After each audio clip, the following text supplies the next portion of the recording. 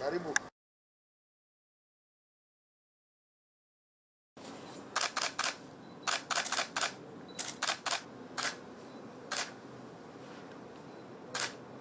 السلام عليكم ورحمة الله وبركاته. ugu horeyn waxaan mahad iska leh Allah marka labaadna waxaan jecelahay inaan u mahad celiyo madaxweynaha jamhuuriyadda Kenya iyo shacabka Kenya sida wanaagsan ee nalagu soo dhaweeyay magaalada xeebeedka quruxda badan ee Mombasa.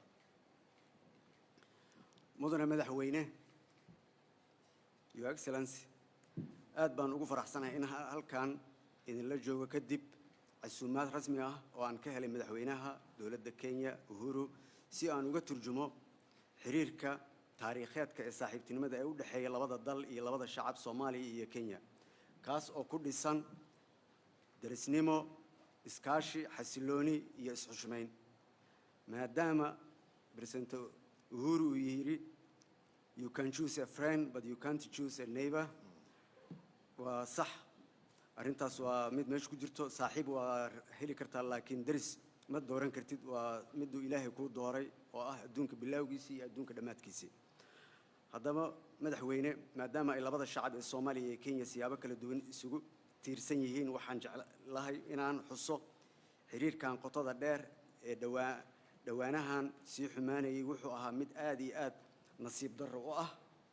waa inaan dib u dhisnaa xiriirka iyaga halka uu hadda joogo si aan u xoojino iyo kordhinta iskaashiga labada shacab si loo joogteeyo amniga, dhaqaalaha, ganacsiga iyo isu socodka xorta ah ee dadka, badeecadaha iyo adeegyada aan la'aantood dhaqaalaheenu awoodi karin inuu kobco.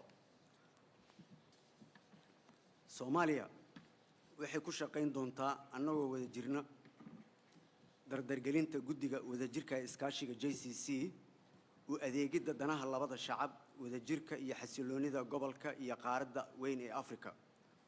waxaanu baadigoobi doonaa fursadaha noo horseedaya xasilooni waarta iyo nabad ku wada noolaanshaha kaasoo ku salaysan is-ixtiraam iyo wada shaqayn dhab ah iyadoo lagu fogaanayo wax kasta oo wax u dhimaya xiriirkeena. waxaanu ku dhaqaaqi doonaa hoggaansanaanta mabaadi'da dimuqraadiyadda, xuquuqda aadanaha, la dagaalanka musuqmaasuqa, argagixisada, tahriibka iyo dambiyada caalamiga. hadafka iskaashiga ee Soomaaliya iyo Kenya ayaa ah xaqiijinta amniga qaranka ee labada dal, in la abuuro xaalad wanaagsan ee ku aadan horumarka, xasiloonida iyo in si wax ku ool ah looga jawaabo xagjirnimada, hanjabaadaha amniga, dambiyada ka gudba xuduudyada iyo caqabadaha cusub.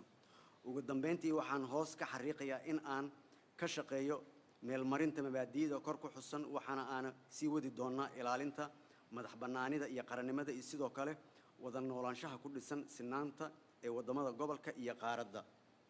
marka waxaan rabaa horumar iyo barwaaqo iyo sinaan iyo cadaaladna aan ka shaqeyno.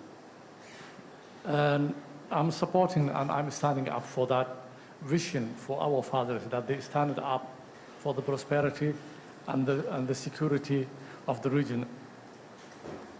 waxaa jiro arrimo xasaasi oo markasta labada dal soo noqnoqda oo ay ugu mid tahay arrinta badda ee maxkamadda hadda taallo jawaabteedana aan sugi doono. marka waxaan jeclahay in waxaas aan ka gudubno, aan horumarkeena ka shaqeyno, ganacsigeena aan ka shaqeyno, wixii mustaqbalka ahna aan si wadajir uga xaajoonno oo aan howlaheena mustaqbalka dhammaysano.